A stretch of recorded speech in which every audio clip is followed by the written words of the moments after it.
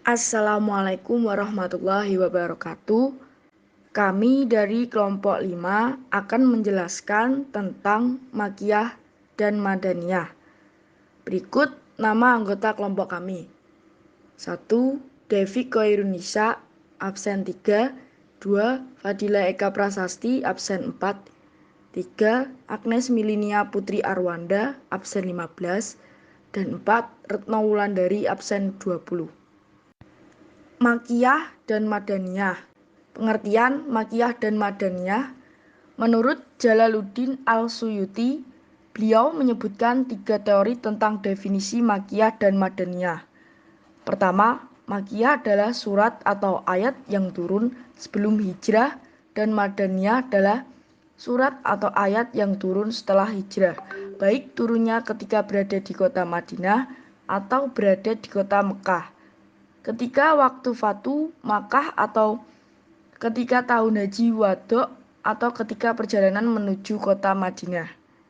Kedua, termasuk disebut surat atau ayat Makkiyah apabila ia diturunkan di kota Makkah, walaupun ia turun setelah hijrah, dan ia disebut Madaniyah bila turun di kota Madinah. Dari pendapat kedua ini muncullah status lain bagi surat atau ayat yang turun di luar kota tersebut, misalnya kota Syam. Ketiga, apabila yang di kitab adalah penduduk Makkah, maka ayat tersebut adalah Makkiyah dan sebaliknya. Para sarjana muslim mengemukakan 4 perspektif dalam mendefinisikan Makkiyah dan Madaniyah, yaitu 1. Dari perspektif masa turunnya Al-Quran, Makkiyah adalah ayat-ayat yang turun sebelum Rasulullah Shallallahu Alaihi Wasallam hijrah ke Madinah, kendati pun bukan turun di Mekah. Sedangkan Madaniyah adalah ayat-ayat yang turun sesudah Rasulullah Shallallahu Alaihi Wasallam hijrah ke Madinah, kendati pun bukan turun di Madinah. 2. Dari perspektif tempat turun Al-Quran, Makkiyah adalah ayat-ayat yang turun di Mekah dan sekitarnya seperti Mina, Arafah, Hudaybiyah. Sedangkan Madaniyah adalah ayat-ayat yang turun di Madinah dan sekitarnya seperti Uhud, Quba, dan Hula. 3. Dari perspektif objek atau kitab pembicaraan, Makkiyah adalah ayat-ayat yang menjadi kitab bagi orang-orang Mekah. Sedangkan Madaniyah adalah ayat-ayat yang menjadi kitab bagi orang-orang Madinah. Dari definisi di atas, para ulama menyimpulkan menjadi 3 segi, yakni segi kitobi, makani, dan zamani. Dalam ayat-ayat Makkiyah, yang menjadi kitab adalah orang-orang Mekah yang pada umumnya adalah orang-orang musyrikin. Jadi ayat-ayat tersebut membicarakan tentang kemusyrikan dan kepada mereka disuruh untuk bertauhid. Pada umumnya orang-orang Mekah dan memiliki sifat-sifat sombong, keras kepala, dan susah menerima ajaran agama. Sedangkan ayat-ayat yang diturunkan di Madinah, kitabnya adalah orang-orang yang sudah beriman. Juga orang-orang yang munafik dan ahli kitab, yaitu orang-orang Yahudi. Dengan demikian orang-orang Madinah lebih majemuk bila dibandingkan dengan orang-orang Mekah. Di masyarakat Madinah ada kepercayaan dari orang-orang Yahudi bahwa akan datang seorang utusan atau rasul di akhir zaman. Kepercayaan ini disebarluaskan di kalangan orang-orang Madinah, sehingga dengan demikian orang-orang Madinah lebih mudah masuk Islam dan menerima ajaran-ajaran Islam ketimbang orang-orang Mekah. Cara mengetahui Makkiyah dan Madaniyah. Ada 2 cara untuk mengetahui Makkiyah dan Madaniyah. 1. Al-Manhaj As-Sima'i An-Naqli, melalui riwayat dari para sahabat yang menyaksikan turunnya wahyu, dan juga dari tabi'in yang mengetahui dari para sahabat. 2. Al-Manhaj Al-Qiyasi Al-Ijtihadi, berdasarkan karakteristik surat atau ayat-ayat Makkiyah dan Madaniyah. Metode pertama untuk mengetahui Makkiyah dan Madaniyah adalah melalui riwayat yang sahih dari para sahabat yang menyaksikan turunnya wahyu, dan juga dari tabi'in yang mengetahui dari sahabat. Metode ini disebut Al-Manhaj As-Sima'i An-Naqli, yang secara harfiah berarti metode pendengaran dan periwayatan. Jika dasar yang kita gunakan untuk menentukan mana surat-surat dan ayat-ayat yang masuk kategori Makkiyah dan Madaniyah adalah masa turunnya itibar zaman An-Nuzul, maka kita cukup menelusuri riwayat dari para sahabat yang menyaksikan turunnya wahyu. Kapan turunnya wahyu tersebut? Apakah sebelum atau sesudah hijrah? Metode yang kedua yaitu al-manhaj, al-qiyasi, al-itihaji. Cara kerja metode ini adalah dengan mempelajari karakteristik surat-surat dan ayat-ayat Makkiyah dan Madaniyah yang sudah diketahui melalui riwayat-riwayat yang dapat diterima. Karakteristik yang dipelajari misalnya dari segi panjang pendeknya surat, gaya bahasa, model kalimat seruan, kalimat tertentu seperti kala, cakupan isi, dan lain sebagainya. Karakteristik atau kriteria ini kemudian dicari pada surat-surat dan ayat-ayat yang belum diketahui Makkiyah dan Madaniyahnya.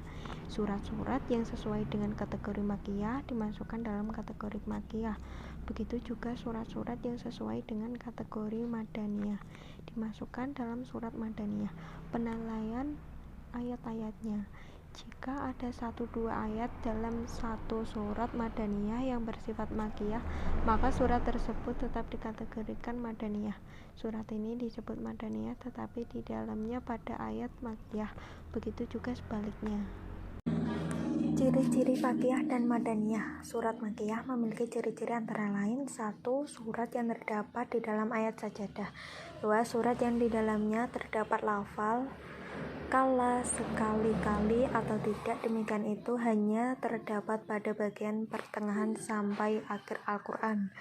3. Surat yang di dalamnya terdapat kalimat ya ayuhan nas atau wahai sekalian manusia, kecuali surat Al-Hajj yang pada bagian akhirnya terdapat kalimat wahai orang-orang yang beriman, hendaklah kalian selalu rukuk dan bersujud. Meskipun ada juga yang berpendapat bahwa surat ini termasuk kategori Madaniyah. Yang keempat, surat yang di dalamnya terdapat kisah para nabi dan umat masa lalu, kecuali Al-Baqarah. Yang kelima, surat yang di dalamnya terdapat kisah Adam dan Iblis, kecuali Al-Baqarah. Dan yang terakhir, surat yang diawali dengan huruf-huruf hijaiyah, kecuali 2 surat, yaitu Al-Baqarah dan Ali Imran. Para ulama berbeda pendapat mengenai surat Ar-Ra'd. Sebagai berpendapat surat tersebut adalah Makkiyah.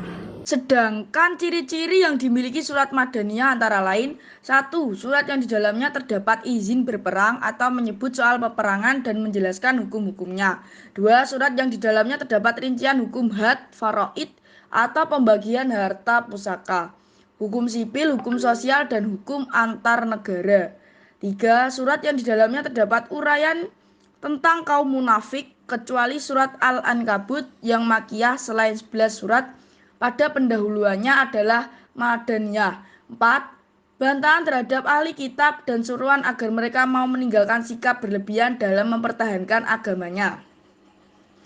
Dari ciri-ciri masing-masing golongan, baik Makkiyah maupun Madaniyah, seperti disebutkan di atas, menggambarkan bahwa setiap surat atau ayat-ayat yang turun di Madinah selalu memperhatikan pihak-pihak yang dituju. Suatu ketentuan yang ditetapkan bagi penduduk Madinah tidak sama dengan ketentuan yang ditetapkan bagi penduduk Mekah. Oleh karena itu, Al-Quran memandang perlu untuk memberikan penjelasan yang panjang, keterangan yang terinci, setahap demi setahap, tidak seperti yang diberikan ketika Rasulullah masih berdomisili di Mekah. Demikian pula dengan lingkungan masyarakatnya, penduduk baru di Madinah membutuhkan perundang-undangan yang terinci, keterangan yang jelas untuk memelihara dan membangun masyarakat baru yang mulai berkembang. Faedah mengetahui Makkiyah dan Madaniyah. Mengetahui tentang Makkiyah dan Madaniyah memiliki beberapa faedah. Di antaranya, 1. Untuk dijadikan alat bantu dalam menafsirkan Al-Quran, sebab pengetahuan mengenai tempat turun ayat dapat membantu memahami ayat tersebut dan menafsirkannya dengan tafsiran yang benar, sekalipun yang menjadi pegangan adalah pengertian umum lafadz, bukan sebab yang khusus. Dengan demikian, berdasarkan pengetahuan tersebut, seorang mufasir dapat membedakan antara ayat nasik dan mansuk. Jika di antara kedua ayat terdapat makna yang kontradiktif, ayat yang datang kemudian tentu merupakan nasik atas ayat terdahulu. 2. meresapi gaya bahasa yang dipergunakan Al-Quran dan memanfaatkannya dalam metode berdakwah menuju jalan Allah, sebab setiap situasi mempunyai bahasa tersendiri. Memperhatikan apa yang dikehendaki oleh situasi merupakan arti paling khusus dalam ilmu retorika. Ciri khas gaya bahasa Makkiyah dan Madaniyah dalam Al-Quran memberikan kepada orang yang mempelajarinya sebagai sebuah metode dalam dakwah ke jalan Allah agar dapat menyesuaikan dengan psikologi lawan bicara, menguasai pikiran dan perasaannya, serta memberi solusi terhadap apa yang ada dalam dirinya dengan penuh bijaksana. 3. Mengetahui sejarah hidup Nabi melalui ayat-ayat Al-Quran, turunnya wahyu kepada Rasulullah sejalan dengan sejarah dakwah dengan segala peristiwanya, baik pada periode Mekah maupun periode Madinah, sejak permulaan turun wahyu hingga ayat yang terakhir diturunkan. Kesimpulan, Al-Quran diturunkan di dua tempat, yaitu di Mekah dan sekitarnya, dan di Madinah dan di sekitarnya. Ayat-ayat Al-Quran yang diturunkan di Mekah dan sekitarnya ini pada saat Rasulullah SAW belum melakukan hijrah ke Madinah sehingga disebut dengan ayat-ayat Makkiyah. Ayat-ayat ini ditujukan kepada kaum kafir Quraisy yang sejak awal menentang risalah yang disampaikan oleh Rasulullah SAW. Ayat-ayat Makkiyah ini memiliki ciri-ciri antara lain ayatnya pendek, mengandung ya ayuhan nas, mengandung huruf-huruf munqata'ah, sedangkan ayat-ayat Madaniyah merupakan ayat-ayat yang turun setelah Rasulullah SAW hijrah ke Madinah. Berbeda dengan ayat-ayat Makkiyah, ayat-ayat Madaniyah ini ditujukan kepada orang-orang yang sudah beriman, baik dari kalangan Ansor maupun Muhajirin, atau selain golongan tersebut. Isi kandungan ayat-ayat ini mencakup masalah-masalah sosial, politik, hukum, muamalah, dan lain-lain. Umumnya suratnya panjang dan didahului ya ayyuha allazina amanu. Terima kasih, sekian dari kelompok kami. Kurang lebihnya mohon maaf. Billahi taufik wal hidayah. Wassalamualaikum warahmatullahi wabarakatuh.